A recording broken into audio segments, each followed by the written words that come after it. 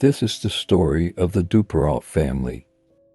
Was this case an unimaginable tragedy or the works of a crazed maniac? In 1961, the Duperrault family embarked on what should have been a whirlwind family vacation. The family of five boarded the Bluebelle. Accompanying them was Julian Harvey, a retired Air Force fighter pilot. Harvey was also an accomplished sailor and would serve as the vessel's skipper.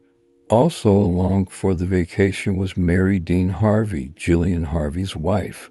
On November 8, 1961, the Duperraults and the Harveys sailed east toward the Bahamas.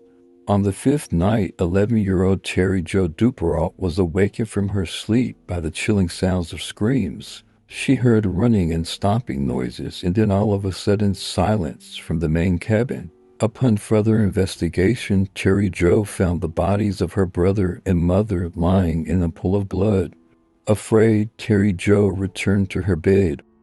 Looming over her through the darkness, Terry Jo saw the silhouette of Captain Julian Harvey. With what appeared to be a rifle in his hand, he just stared at Terry Jo and then eventually exited the cabin. Oily smelling water began to seep into her cabin. Terry Jo called out to Captain Julian to ask, "Is the ship sinking?" To which he replied, "Yes." Terry Jo stood watching as Julian jumped overboard with the ship's dinghy.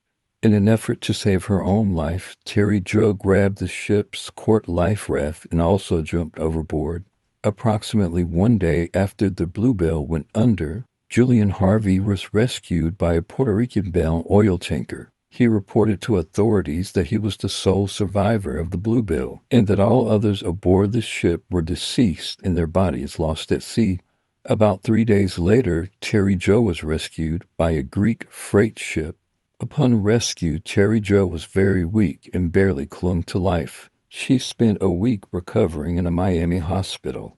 After her recovery, Terry Jo was able to tell authorities what she had experienced on the Bluebelle. Shortly after hearing about Terry Jo's survival, Julian Harvey checked himself into a hotel room.